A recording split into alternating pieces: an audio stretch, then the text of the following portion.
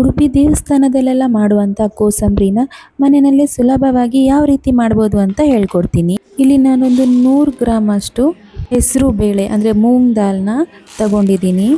ಇದನ್ನು ಒಂದು 3-4 ಸಲ ಚೆನ್ನಾಗಿ ನೀರು ಹಾಕಿ ವಾಶ್ ಮಾಡ್ಕೋಬೇಕು. ಇದು ಉಡುಪಿನಲ್ಲಿ ದೇವಸ್ಥಾನದಲ್ಲೆಲ್ಲ ಕೊಡ್ತಾರೆ. ಟೇಸ್ಟ್ ಅಂತ ಇದ್ರದ್ದು ತುಂಬಾ ಚೆನ್ನಾಗಿರುತ್ತೆ.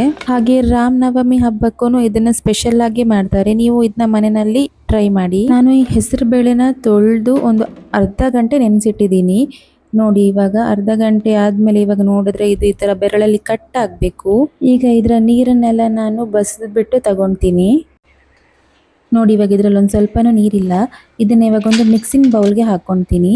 ಹಾಗೆ ಒಂದು ಸೌತೆಕಾಯಿನ ಅಂದರೆ ತೆಕ್ಕರೆನ ಚಿಕ್ಕ ಚಿಕ್ಕದಾಗಿ ಕಟ್ ಮಾಡಿ ಹಾಕೊಂಡೆ.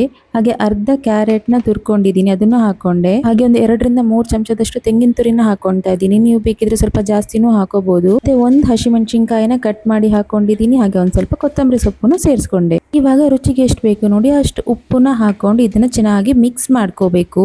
ಈ ರೆಸಿಪಿ ರಾಮನವಮಿ ಹಬ್ಬಕ್ಕೆ ತುಂಬಾ ಸ್ಪೆಷಲ್. ಈ ಸಲ ನಾನು ಹೇಳೋ ರೀತಿ ನೀವು ಕೋಸಂಬರಿನ ಟ್ರೈ ಮಾಡಿ. ಇದನ್ನ ಚೆನ್ನಾಗಿ ಮಿಕ್ಸ್ ಮಾಡ್ಕೊಂಡಾದ್ಮೇಲೆ ಇದಕ್ಕೆ ಒಗ್ಗರಣೆ ಕೊಡಬೇಕು. ನಾನು ಇವಾಗ ಇಲ್ಲೊಂದು 2 ಸ್ಪೂನ್ ಅಷ್ಟು ಎಣ್ಣೆನ ಬಿಸಿ ಮಾಡ್ಕೊಂಡೆ. ಹಾಗೆ ಇದಕ್ಕೊಂದು ಅರ್ಧ ಸ್ಪೂನ್ ಅಷ್ಟು ಸಾಸಿವೆನ ಹಾಕೊಂತೀನಿ. ಸಾಸಿವೆ ಚೆನ್ನಾಗಿ ಚಿಟಪಟ ಅಂತ ಅನ್ಬೇಕು. ನಾನೊಂದು ಅರ್ಧ ಇಂಚಷ್ಟು ಶುಂಠಿನ ಚಿಕ್ಕ ಚಿಕ್ಕದಾಗಿ ಕಟ್ ಮಾಡ್ಕೊಂಡಿದ್ದೆ. ಇದನ್ನ ಇವಾಗ ಹಾಕೊಂಡೆ. ಹಾಗೆ 2 ಕಡ್ಡಿಯಷ್ಟು ಕರಿಬೇವಿನ ಎಲೆನೂ ಹಾಕೊಂಡಿದ್ದೀನಿ. ಇದೊಂದು ಸ್ವಲ್ಪ ಫ್ರೈ ಆಗಬೇಕು.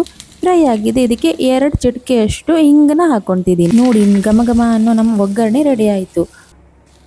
ಈಗ ಈ ಒಗ್ಗರಣೆನ ಕೋಸಂಬರಿಗೆ ಹಾಕಿ ಮಿಕ್ಸ್ ಮಾಡಿಕೊಂಡ್ರೆ ನಮ್ಮ ಟೇಸ್ಟಿಯಾಗಿರೋ ಕೋಸಂಬರಿ ರೆಡಿಯಾಗಿದೆ. ನೀವು ಇದನ್ನ ಮಿಸ್ ಮಾಡದೆ ಮನೆಯಲ್ಲಿ ಟ್ರೈ ಮಾಡಿ. ನಿಮಗೂ ಈ ರೆಸಿಪಿ ಖಂಡಿತವಾಗ್ಲೂ ಇಷ್ಟ ಆಗುತ್ತೆ. ನೀವೇನಾದರೂ ಫಸ್ಟ್ ಟೈಮ್ ನನ್ನ ವಿಡಿಯೋ ನೋಡ್ತಾ ಇದ್ರೆ ಪ್ಲೀಸ್ ನನ್ನ ಚಾನಲ್ಗೆ ಸಬ್ಸ್ಕ್ರೈಬ್ ಮಾಡಿ ಮತ್ತು ನನ್ನ ಎಲ್ಲ ವೀಡಿಯೋಸ್ನ ನೋಡಿ. ಹಾಗೆ ಲೈಕ್ ಮಾಡಿ, ಶೇರ್ ಮಾಡಿ, ಕಮೆಂಟ್ ಮಾಡಿ. ಹೀಗೆ ಸಪೋರ್ಟ್ ಮಾಡ್ತಾ ಇರಿ. Thanks for watching. ಮುಂದಿನ ವಿಡಿಯೋದೊಂದಿಗೆ ಸಿಗ್ತೀನಿ. ಬಾಯ್.